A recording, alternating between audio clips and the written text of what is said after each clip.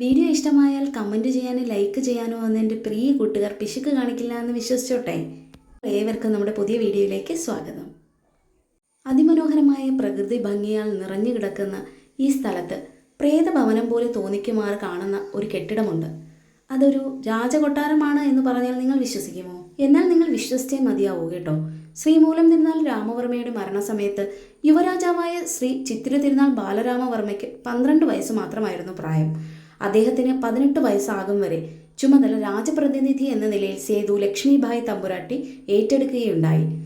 1924 മുതൽ 1931 വരെയുള്ള ആ ഭരണ കാലഘട്ടത്തിലാണ് പോത്തൻകോട് നന്നാട്ടുകാവ് റോഡിൽ ഉള്ളിലേക്കായി ഈ ഒരു കൊട്ടാരം നിർമ്മിക്കുകയുണ്ടായത്.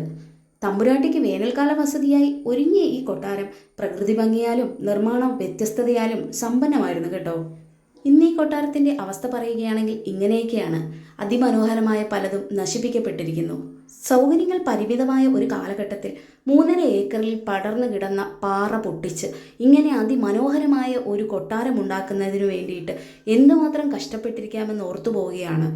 നമ്മുടെ വരും തലമുറയ്ക്കായി കാത്തുവയ്ക്കാൻ ഇത്തരം നിർമ്മിതികൾ നമുക്ക് ആവശ്യമാണ്. പുരാവസ്തു ഗവേഷകർ ഇത് ഏറ്റെടുക്കുകയും ഇത് സംരക്ഷിക്കുകയും ചെയ്തിരുന്നെങ്കിൽ എത്ര നന്നായിരുന്നു. ഇതുപോലെയുള്ള നല്ല നല്ല വീഡിയോയുമായി ഞാൻ വീണ്ടും നിങ്ങളുടെ അടുത്തേക്ക് എത്തുന്നതാണ്. എല്ലാവർക്കും നല്ലൊരു ദിവസം ഉണ്ടാകട്ടെ എന്ന് ആശംസിച്ചുകൊണ്ട് നിർത്തുന്നു. നന്ദി.